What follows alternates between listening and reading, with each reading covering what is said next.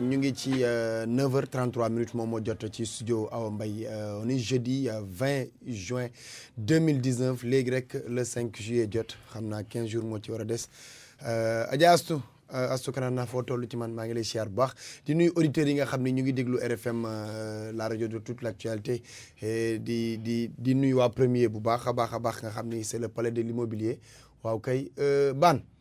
waaw Ban maa ngi lay siyaar moom mi toog nii. waaw moom Ndiaye mi. waaw na bàyyi xalaas yi muy jël. waaw di ko revue de presse. waaw la xew ci Louga loolu xalaas la. xalaas la kay. dégg naa Louga ñëpp yow weex nan. yéen kay journaux yi ngeen war a wax ñu bañ a def confusion léegi ñu bàyyi ñoo ko xalaas yi te ñoom ñuy traité yéen observateur ko bind. moo ko bind. xoolal waa Louga nañ xeese. ñenn ci waa Louga. loolu laa wax dama kii rek. luñ ci wax man déglu te kanam loolu kay. dégluwu ma ko Ndiaye indi na ko ci xalaas gi. moom mi sax andi woon na ko. loolu Ndiaye indi na ko ci xalaas gi. mooy booy yi xeesal Louga. ma dem Louga booy yi sëkkatool ma. nit ñu baax ñi dëkk Louga. booy yi sëkkatool ma naan ma non. kilifa ñi dëkk Louga. waaw. Ahmed Sakhir Mbaye. waaw non duñ Seexul Xadim ma ko seexal. xoolal du ñëpp nag am na ay. man du ñëpp xam na comme ni ñu ko waxee. man bariwu fa comme ni ko nit ñi fooge mais mbir maa nga fa. non mbir mi am na fii ci Ndakaaru gii. ma nga fa ay jantal booy ña nga mais dafa am ci dëkk yoo xam ne da cee warul. baan ay lu mel ni ay Kaolack ak ay Tivaouane ak ay dëkku diine la ay Louga yi ay dëkku diine la. baan Ndakaaru dama ne dëkku diine dëkk bu dul fii dëkk yëpp ay dëkku diine lañu góor moo moomul xeesal góor guy xeesal góor jigéen nga. góor da ngay déggoo góor da ngay def fi góor. baan mën ngaa nuyoo. di wax yu góor. mën nga nuyoo. maanaam góor da ngay saf góor. yow moom sa micro bi dañ ko mën nga nuyoo. lii yëpp ci nuyoo bi nag yàlla na ñëpp am jàmm maa ngi leen di ziar yéen ñiy déglu yàlla na ngeen am jàmm ñi ci réew mi ñi ci bitim réew ñi nga xam ne suñu yeewoo dañ koy déglu ci YouTube bi yéen yàlla na ngeen am jàmm yàlla na réew mépp am jàmm. waa Pire yàlla nañ ci ëppale. ak ñi sant Baan ak ñi sant Ndooy yéen ñëpp yàlla na ngeen am jàmm ak ñi sant Ndiaye maam ñi xalaalo yàlla na am jàmm. Ndiaye maa ngi lay ziar. maa ngi lay delloo siyaar bu wér Aba. na ngeen def ak coono yi. sant bu baax a baax. waaw ma ngay dox. ñaari xalaas express laa lay dóor. ayca. am na dëkk bu ñuy wax Ndiop Saw ma nga ca commune bu Daaru Xuddus département Tivaouane. waaw benn sàcc moo fa dugg démb. moom ubbiwul ay kër de ay néeg la doon ubbi. ubbi na fa daanaka lu ëpp fukki néeg. ay néeg seeni borom kàccet ubbi. waaw jël na fa téléphone portable néeg bu mu dugg daanaka jël na téléphone portable. la fa nekk ci xaalis ak i takkaay mu jël ko yóbbu. loolu démb ci guddi la. Ndiop Saw ga nekk ca Daaru Xuddoos ga ca département bu Tivaouane. ana ñi nekkoon ci biir néeg bi. est-ce que sàcc ba takku leen. aba am na xeeti sàcc yoo xamante ne ji lu ñuy wax buñ xasee ba jàkkaarloog yow li ñuy wax. tant que wanuñu la ginnaaw waxaat ko doo jóg.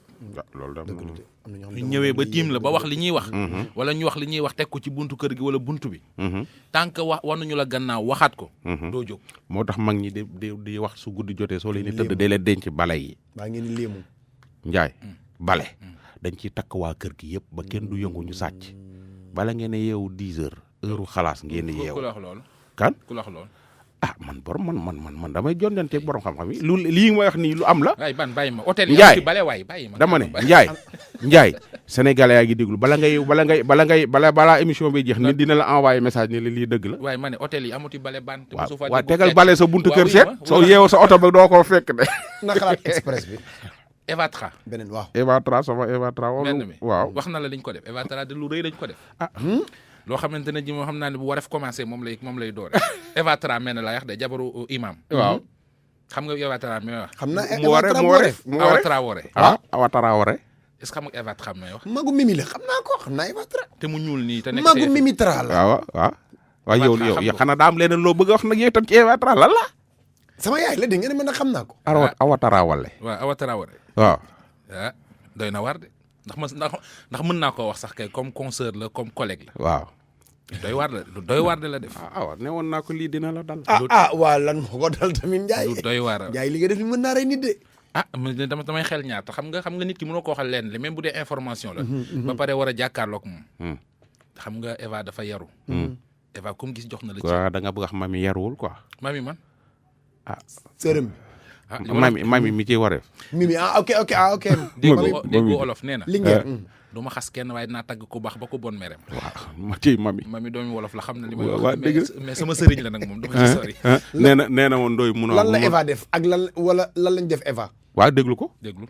man nag ku ma waxoon ne dinaa bokk ci ñi def xalaas damay wax ne déedéet xam nga li may wax rek toujours nit day toog naan ça n'arrive qu'aux autres ndekete yow loo gis ci àdduna rek bu dalee nit na nga ko bàyyi xel wala nga ñaanal ko yàlla parce que dara bawul kenn ndax dafa am xale boo xam ne dañ ma ko indiloon mu war a nekk servante sama kër bi mu ñëwee li mu njëkk wax mooy amul ndey amul baay imagine ngeen xale bu jug ne la amul ndey amul baay ci dundam moom ci àddunaam ñaari maam la am mooy maam bi nga xam ne benn bi des ci wàllu néegu ndeyam ak benn bi des ci wàllu néegu baayam kooku ku ñu ko dugal sa kër yërmande ngay njëkk am ci moom xoolee ko comme doom bi mu dikkee Ndoye Bane ma téye ko comme sama doom mënuloo sax imaginer duma ci joxe ay détails xale bi daal liggéeyal ma pendant 20 jours bi mu liggéeyee pendant 20 jours defe naa ci 22e jour bi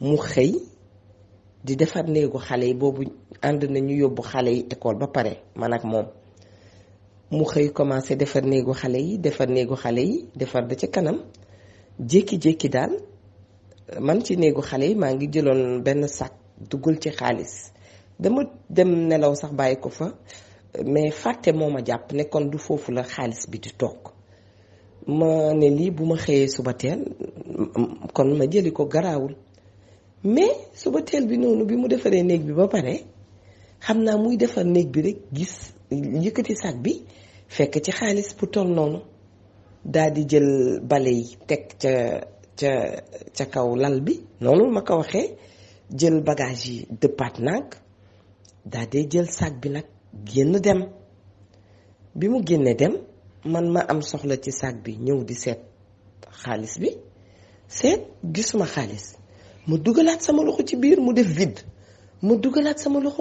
ma ni man damay gént wala lan noonu ma nekk ci kër gi di seet Ndoye Bane pour te dire seet naa 1 heure de temps soo gane wool leen ma diw wool leen ma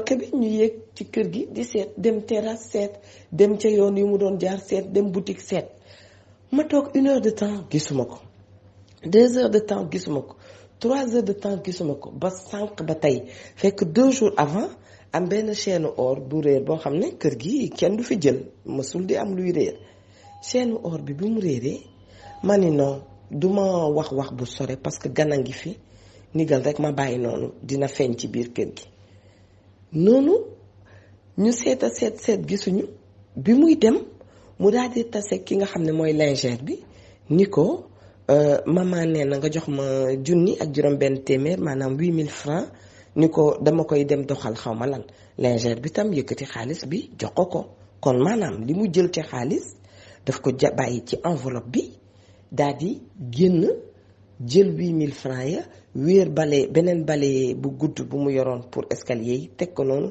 génn ne fes daal di dem dama ko wax ni pour que nit ñi ñu bàyyi ci xel kenn nekkatul à l'abri tey ay jànq la ñu yor suñu kër ñu war a nekk ñoo xam ne suñu ay mbokk la ñuy doon war ñu jàppale leen kenn xamatul koy jël kenn xamatul koy wóolu ñu ngi sàcc xale yi ci dëkk bi lu ne di fi xew kon ñun bu ñu demee ba lii yëpp di am lan la ñu war a def jaaxal na ma man dama j'avoue Ndoye Bane comme ni ma koy waxee paniquer du sama affaire mais dama jaaxle ba nga xam ni du xaalis bi mais damay xalaat nit ki tey munoon nga ko jox sa doom mu dem ak sa doom leneen munoon na ci am munoon nañ ko jox poison mu ñëw jël poison bi defal la ko ci sa lekk munoon na leneen ak leneen yëpp di ci am à qui faire confiance.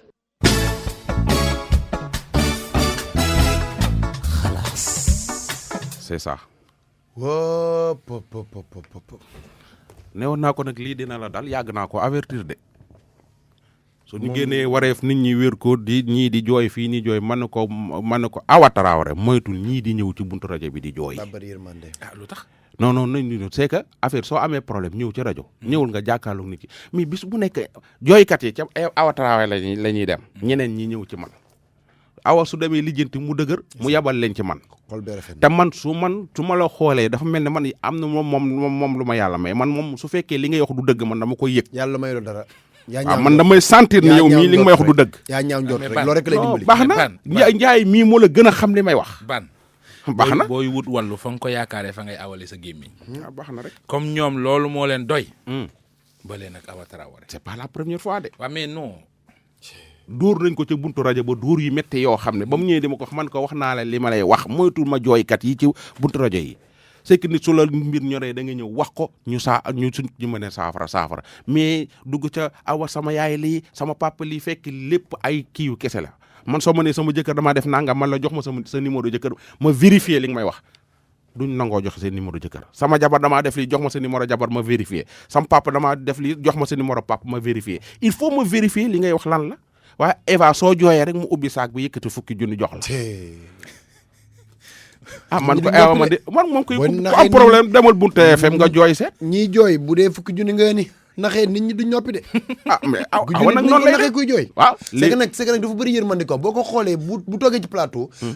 ci ñi ko dul miin. nga gis ko ci plateau bi rek mën nga ko àtte waxuma la nga gis ko face à face boo ko xoolee rek nga xam ni nitu yërmande quoi nit ku sensible la. moo tax naan ma bàyyi sa ku jooy mu jox ko fukk de léegi ñi koy caméra man de jooy naa ba sonn jox ma dara man moom bu ma ko gisatee moom dootuma noppi. kay ku bëgg fukki du ni jàkkaarloog moom jooy rek. mu jox en tout cas gis nga nag Ndiaye li moo tax nit ñi wóolatuñu kenn. c'est ça. et puis Ndiaye am na léegi benn affaire bu xew ci peut-être ay mag lañ dinañ ëppal 40 ans dañuy yor benn kaan la ñuy yor kaan bu ñu dajeeg yow. même way wi rek la dama doon am ku may seet fii mais sama pochette bi ma yoroon moo réer ma doon laaj passe bu ma demee wax la daal fenn foo xam ni peut-être kii même man gis naa 3 nit ñu wute 4 ñu ma wax loolu. après keneen ki ma mujjee gis sax dama ko laaj xanaa ñeneen ñi nga àndaloon da ngaa séparé wu ak ñoom parce que man gis naa 4 personnes yu ma ko wax yoo xam dañuy yor kan la ñu yor bu ñu la gisee ni la dafa am ku ma doon seet fii fekk ma ko fi mais son seet bi laa fàtte ci oto bi ma yéegoon wala dara genre passe rek laa soxloon pour dem fenn loolu mënul nekk ñëpp mënuñu bokk genre xaw ma dañ koy toogandoo waxtaanandoo kon nañ kii aw nii ñu waxtaanee ko mais daal li ne ci réew mi man je pense que c'est compliqué. en fait phénomène la jamono ju nekk ak nañ ci mën a génne. tous les moyens sont bons. da ngaa wax alerte boobu noonu pour nit ñi moytu ko sama xel dem ci beneen buñ ma wax keroog. képp ku rendre nit service moo xam nga dajeeg baan wala nga dajeeg ni rendre ko service mu pare ne la tàllal sa loxo ma ñaanal la bañal. dawal guddi yi ñu toll. baa boog buy am na doon koo xam ne xam nga ko. wala koo xam ne yaakaara nga ko xam-xam. xam nitu yàlla boo ko ne jàkk rek xam ko. mais ku ci ñëw wutal ma wecce ci boutique beeg damaa xaw ma lan matalu ma paas mottali maag fayal naa la taxi tàllal sa loxo ma ñaanal la koo xamul bu la dee ñaanal bañal. gis nga bis boo tàllalee say loxo ba mu ñaan ba tufli ci da nga ko réccu. am na benn taximan boo xam ne nee na ci rond point Sédiment bi ci autoroute à péage bi dafa for benn valise bu ñuul bu xaw a ndaw valise bi nag dañu koo kànnaare benn poche bi ci kaw moo tijjeeku ay dàll yu ñuul ñoo ci nekk su ma juumul ay ballerine la. am na également feuille bi ngay gis ni fa lañ ko jëlee benn feuille bu bleu mooy bii ay notes lañ ci jël ci notes yi ñu ngi ciy gis ay tissus végétaux xam naa ay étudiants la bu doon jël ay notes rek ay maladies des plantes yooyu daal lañ ci mën a jàng. ki nga xamante ne ji moom valise boobu te réerle ko. na jokkoo ak ñun ci 77 150 17 17. parce que mënuñu koo daaj ndax dañ ko kànnaare. waaw loolu mais poste bi ci kaw moom lii lañ fa fekk. kon boo kuy jëlati jànq daal na nga xool ki ngay jël njaay. jànq booy dugal sa biir kër daal moo war a fekk ak sa njaboot koo koy jël kee yóbbu na or ba yóbbu na xaaj ba Eva jommi na ñu topp ci mais kii moom kan lay sant ak di ko gërëm nii. waaw kii démb am na ku ñu fi jaareloon ku gaañu ku dëkk fii ci dëkk fii nii ci boori Kayar. kii ma lay yónnee. waaw yónnee ko Eva Traoré ndax du boy bi. non kii la moom la Eva moo envoyé photo bi kii mooy jànq bi. man Eva yónnee ma ko keneen ma ko yónnee. mo affaire baa ngi circulé depuis démb dama leen ko fàttee jox jànq boobu la moom la ñuy wax. xale la il paraît grand yëf la dëkk. mais kii xale la. waaw xale bu ndaw la. léegi naar ba. moom mooy gërëm déglu ko jox ñu Aliou Ba naar bi. Bonjour, je suis Monsieur Kabi, je vous contacte de l'Allemagne. Tout d'abord, je remercie infiniment la radio RFM pour tous les efforts.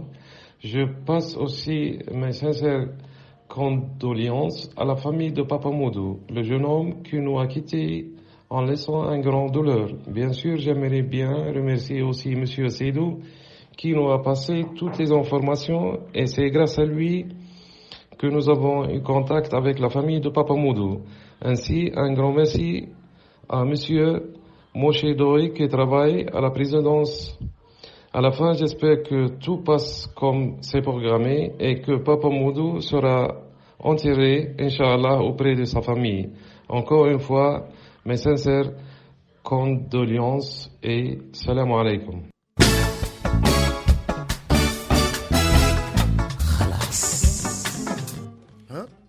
Njaay condition yi man mënu ma cee liggéey ak Baba Far Fall de su fekkee mun leen koo régler demee du ma ñëw voilà ñu ngi koy sant di ko gërëm kooku gaañu noonu yàlla na ko yàlla xaare àjjana. di nga Babacar mënu ma ceex dara ndax sama. waaw kilifa la non fii liggéey la. mais lu ngeen ci wax man je cautionne. voilà fii liggéey la amul ay affaire yooyu. voilà ci wax rek je cautionne. c'est ça xam nga cooki woon nañ fi cooki waat. lu ngeen wax rek je xam cautionne. naa yow moom incha allah dinaa mës a jël émission lum. waaw boo xam ni yow laa koy may yow. Njaay ca diggantaan bi nga xam ni. booy bi neex laa fay wax. li nga nekkee ci réew mi yëpp yow dinaa la mës a may émission lu mu yow. ban avant rafle bi. waaw dafa mel ne. waaw. gis nga leneen mariage bee ko gën a kii. mariage ban non rafle bee gën a jox ko. 3 ma ñetti. non ñetti sa yi ban. déedéet indil ma butéel bi ak rafle bi. ay ca ñu doxal. dégg nga Njaay. waaw booy bi dafa taxaw gelam. oto ramas ñëw. mu dajjee ko bàyyi fa gel ba. ah wax na dëgg. problème bi mooy. sauf qui peut. problème bi mooy kenn ci policier fi mu nii mooy doxaan gel bi. booy bi mer déglul. dama mos a génn benn samedi man ak sama gel dem benn boîte ñu ñibbi si tali bi ramas ñoo fekk ñu foofu noonu léegi nag bi ramas ñëwee man dama daw bàyyi ko foofu noonu ndax dama calculé woon ramas du jàpp jigéen ramas góor la ñuy gën a soxla moo tax léegi man dama daw parce que en plus dama doon calculer ramas man mi sa ramas su ma jàppee dina ma yóbbu léegi moom gars yi mën nañ dawal compréhension ñu bàyyi ko foofu noonu léegi man noonu laa dawee bàyyi ko foofu après ramas dafa ñëw jël téléphone am di ko posé foofu ay questions mu tontu leen kon waa ji dafa mujjee jël téléphone gel bi mu composé numéro am pour mu mën a am numéro gel bi après dafa dem léegi nag bu muy dem nee na gel bi xaar ko fi dina dellu si waat encore pour ñëw jël si la léegi ramas noonu la demee man noonu laa ñëwee jël booy bi après ñuy dox ni ba si kanam rek waa ji kon dafa jëloon numéro booy bi léegi muy oo booy bi jéem ko laaj ndax man ñëw naa booy bi ne ko waaw ñëw naa. léegi nag depuis keroog boobu nag waa ji day continuer di ko oo booy bi di naan man bëgguma ko ndax man su ma ko bëggoon dinaa doon daw ndax man xoolal su ma ko bëggoon du ma doon daw léegi waa ji noonu la koy oowee chaque fois nii waa ji policier la léegi des fois day jël téléphone am dugal ligne di oo booy bi di ko gëmloo man bëgguma ko ma ne ko man lii la sama xel ak sama xalaat mayoon ma ko moo dama def ko. moo dama daw parce que dama doon calculer carrément ramas du la jàpp ramas man la ñuy jàpp parce que fekk naa benn cas bu mel nii ramas dafa doon jàll noonu rek gis benn couple muy jàll góor bi dafa daw après jigéen bi ñëw gars yi ñëw posé ko quelques questions après ñu continuer ñu dem góor bi dafa dellusiwaat encore ñu demaat nice mais bii moom daf ma xaw a jaaxal ndax waa ji bu mu jëlee numéro booy ba léegi daf koy oo chaque fois di ko jéem a gëmloo man bëgguma ko di ko envoyé ay crédit di ko envoyé xaalis ba léegi.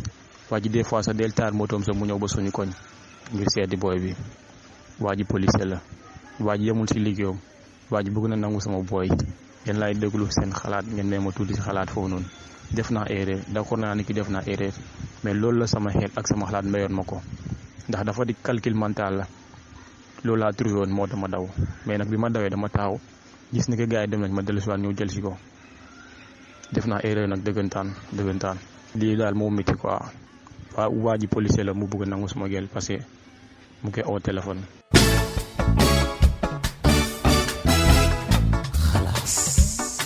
waaw moom Ndiaye ci waxam boo déggee moo ko pare moom dafa ni am na problème mais ñun lay xaar ñu wax suñu xalaat donc man sama xalaat dinaa ko wax mais ginnaaw boobu yéen laay bàyyi. non njëkkeel comme yaa njëkkee kaddu gi déedéet kaddu kay kilifa yee koy njëkkee ba noppi. baan yow loo ci xalaat. ah man de su doon maay gel bi dama koy bàyyi ni gel bi def noonu la de. déet pour le meilleur et pour le pire. wallaahi loolu la ñu àndee de. koo xam ne yaa ngi koy doxaan. genre sapeur yi ñëw nga daw. kooku su ma la takkee sàcc guddi yi di ñëw ci biir kër yi nooy def. loolu daal lan waxante. maay booy nag sama sunu gars pour yow ku jigéen ki ni mu def noonu la. ah waaw. aba man bu doon may moom.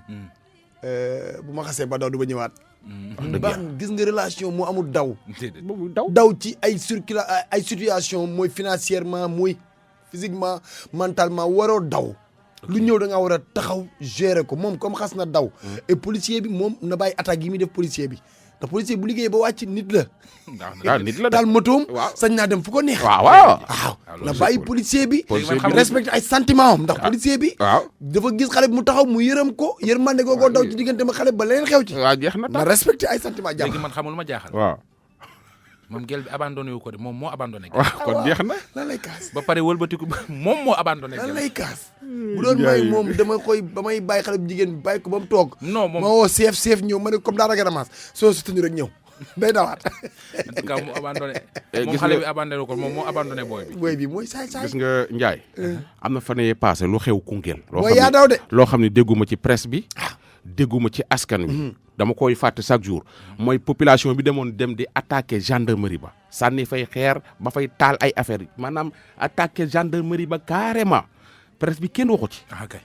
mais nañ ko war a waxee waxewuñu ko parce que tey jii su gis da nga nga naan waxee wuñ ko ni nga ko bëggee ñu waxee ko non pas ni ma ko mooy bëgg cette histoire Jakarta man et autres là waaw la presse en a parlé waaw mais et pare largement même d'ailleurs waaw non man ko non tey jii su fa benn est-ce que gendarme yow di nga lire presse sax non dinaa lire presse bi bañ a lire presse bi man may sama rakk di journaliste di bind yow ngay ne fii di def revue de presse mais yow man mais ban mais parce que boo taxee voilà fii ne ma non non presse ni ma ko ni non niñ ko waree waxee et puis waa droit de l'homme tey ji su fa benn gendarme génnoon non non c'est vrai non mais ban su fa non non déglu ma ban yow foo yi ci yow la yëpp commencé yow déedéet déglu non, ma non, yow il faut nga fii bàyyi attaqué. non non Yow bàyyi leen luñ su may fi- wax ci gendarme yeeg policiers non, yi ngeen may lagg non non mais yow luñ ci non non attaqué non yow yaay non wax non donc bàyyi yow leen lan su moo may wax de wax ci Non, policier mais ak gendarme tey jii su askan waa ngi attaqué gendarmerie ba su ca gendarme yi génnoon def kii nu mu tuddati su suñu génnoon riposté def contre attaque waaw gaañ fa kenn wala ñu rey fa kenn réew mi ñëpp yor seen maanaam mel ni gendarme yi ak policiers yi ñoom bokkuñu ci askan wi ban li askan wi def du yoon du yoon yow lu la ko teree wax fii non non man sama xel moo ci non génnoon yaa ngi xalaas fii chaque jour non non sama yaa ngi xel wax li moo nga ci xam ne génnoon moo la saf. sama xel moo ci la génnoon moo ci teree wax gendarme yi ay léegi sénégalais moom- lañ ci dëkk bi leen dëkk ak policiers yi moom su policiers yi reyee benn civil wala rey benn gendarme journaliste yi revue de presse yi rara gendarme ba rey na ko policier ba rey na ko te su leen attaqué di leen bëgg a rey suñu riposté ba rey ci mais quand même yow nee nga sa xel ci génnoon waaw lu tax nangu woon ne ñu nit suñ xel ci seen xel génnu ci non ñun ñu mu bëgg yéen a ko dóor, def ñun yéen a ñu ko bëgg waaf dóor ci